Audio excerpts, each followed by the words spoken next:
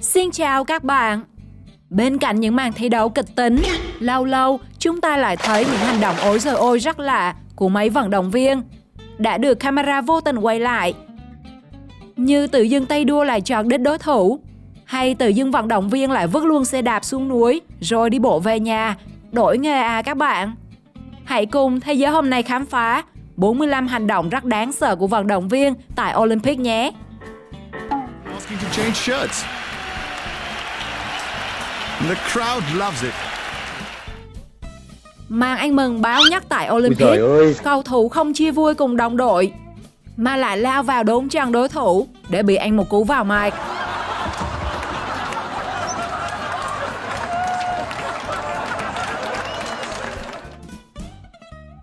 Diễn biến khác, vì quá phấn khích khi được ghi bàn, anh chàng cầu thủ bay luôn vào khu vực cầu thủ dự bị đội nhà và quánh luôn huấn luyện viên của mình.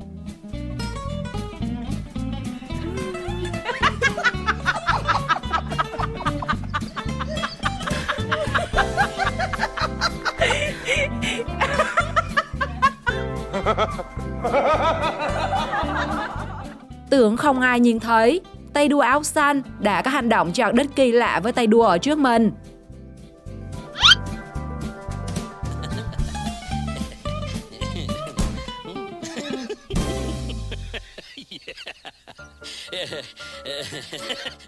Thấy đối phương bị đau, nhưng nữ vận động viên áo trắng vẫn lao vào định cướp bóng ghi điểm. Ai ngờ con sông quê.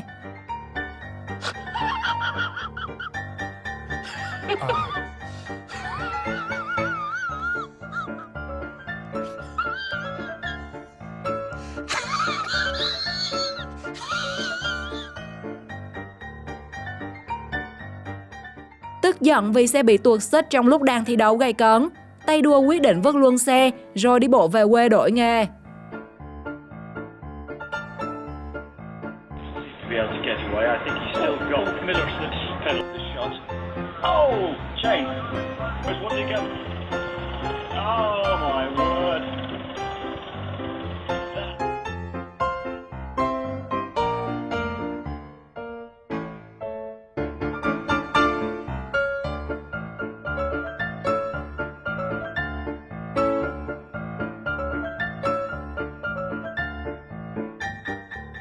Ai cũng tưởng Mitch Wolf lấy chai nước để uống.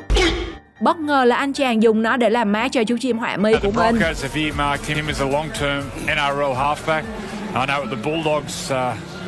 don't know what Mitch Woods is doing there, but he's just cooling off a little bit. Ngã tụt quần là có thật các bạn à. Tham gia đua ngựa, khi chạy đến khúc cua, cả người và ngựa đều ngã. Nhưng con ngựa và cái quần của cô gái thì chạy đi, còn cô nàng thì ở lại.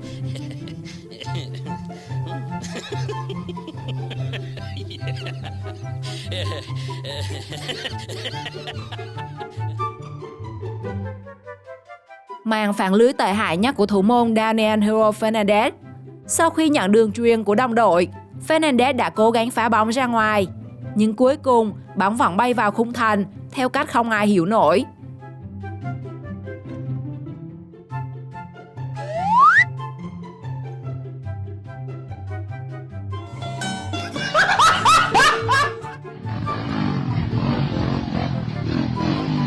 Không biết có phải mua xe Trung Quốc hay không, mà mới xuất phát cuộc đua thì cái xe đã phần nào ra phần đó.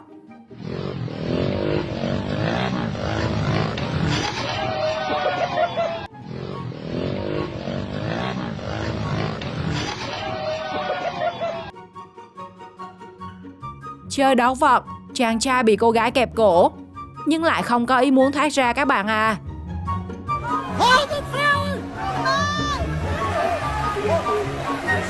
Regroup!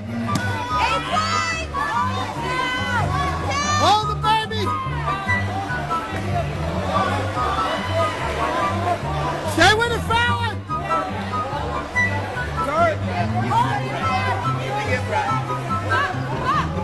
Don't let him out, Fallon! Knees up, God. Bring him up again. Go! Bring him up.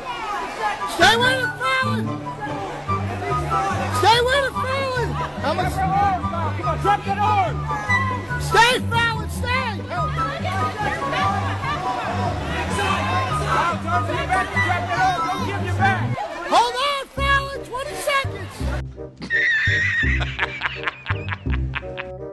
Định thể hiện kỹ năng tung bóng cho mọi người đứng hình, anh chàng cầu thủ nào ngờ mình bị xịt keo.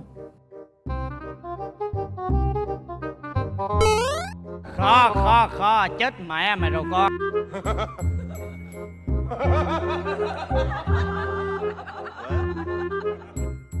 Trước sự cản phá thành công của đối thủ, Ronaldo đã bực tức đến nỗi đấm luôn trái bóng. Anh chọn lộn nghề rồi chăng?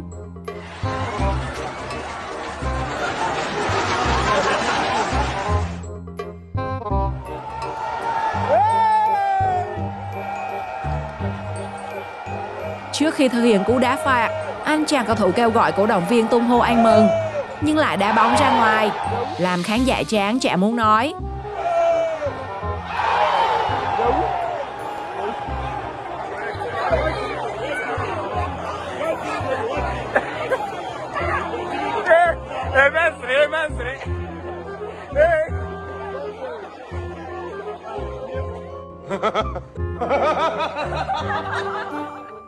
Một pha dàn xếp phạt góc cực hay, nhưng trọng tài đã giải nguy, giúp đội áo đen khi chặn bóng từ bên ngoài.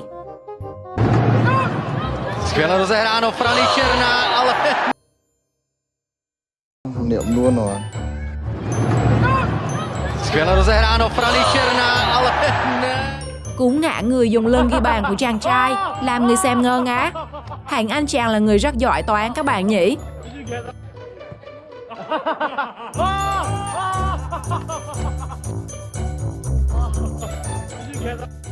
Thủ môn có màn bắt định nhất thế giới khi phá luôn khung thành. Thế là anh chàng cầu thủ áo đen bất lực không thể sút vào.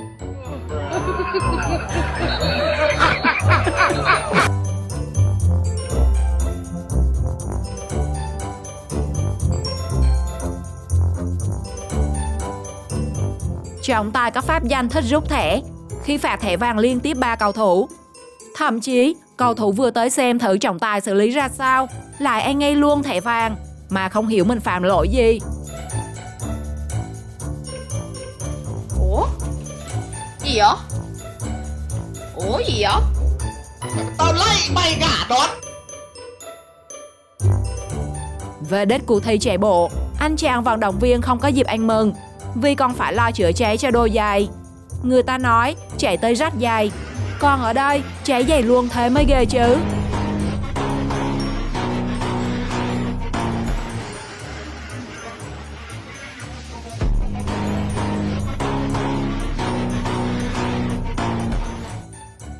Không biết có phải do game dễ không, mà đội thứ tư lại có cách chơi khiến người xem chóng cả mặt.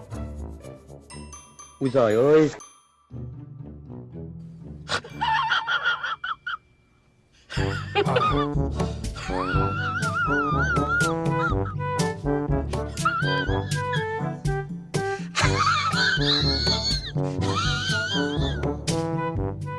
Michael Jordan đã có màn ăn mừng sớm sau cú dứt điểm, nhưng Roger Federer đã cắt đứt niềm vui đó rất nhanh bằng cú đánh trả bóng nghề cả cũ. Well, he was always going to attempt it, wasn't he?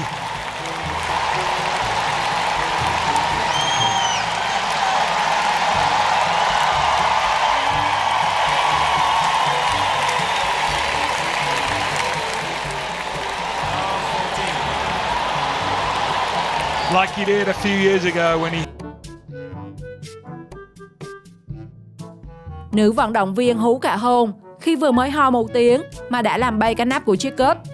Chắc cô nàng cũng không ngờ cúp thể thao mà cũng có nắp đậy.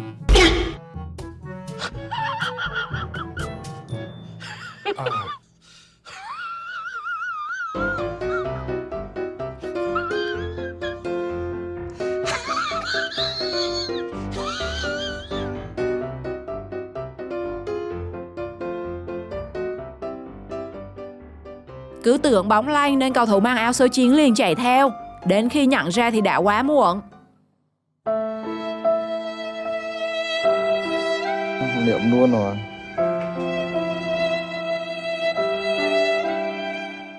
Đam mê nhảy nhót mà bố mẹ bắt đi làm trọng tài, nên công việc thì phải làm, còn đam mê thì chỗ nào cũng thể hiện được.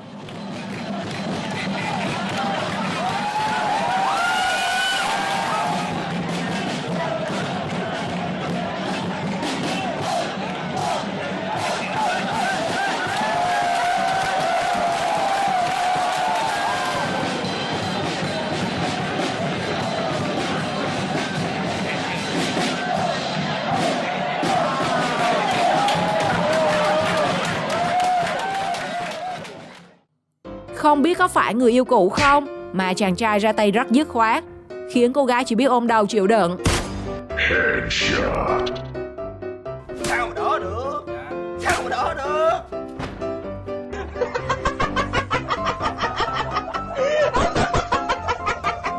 Thấy cổ động viên cổ vũ nhiệt tình, anh chàng cầu thủ chạy ra tặng áo, Cái gì vậy bà nội? nhưng lại bị ném vào rồi nói ai mượn tặng.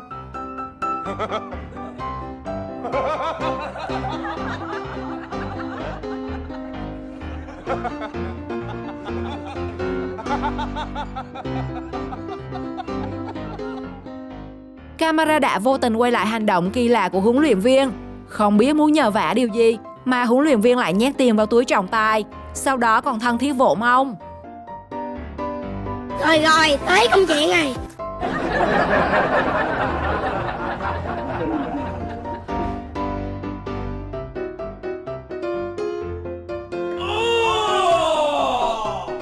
Đến khán giả cũng ảo mắt khi xem màn xuất phạt của cậu bé. Theo các bạn, cậu bé đá bàn chân nào?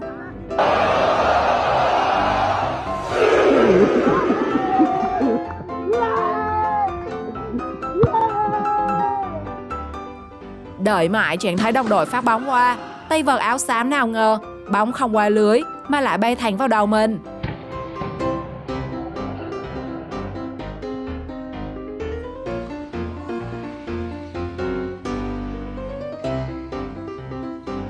Thay vì truyền đồng đội, chàng trai tự tung bóng rồi nhanh chóng chạy sang vị trí khác đập bóng luôn. Chơi vậy ai chơi lại các bạn nhỉ?